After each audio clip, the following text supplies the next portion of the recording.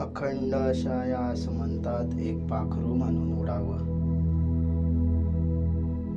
अनंत अशा या सागरात नाजूक मासा म्हणून पोहावं.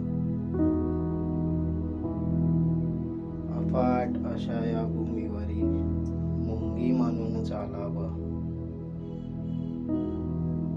अखंड अनंत अफाट अशा या जीवनचक्रात कधी उडावं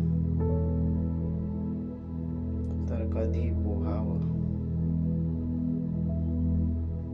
पण पुन्हा एकदा तरी जमिनीवर यावं.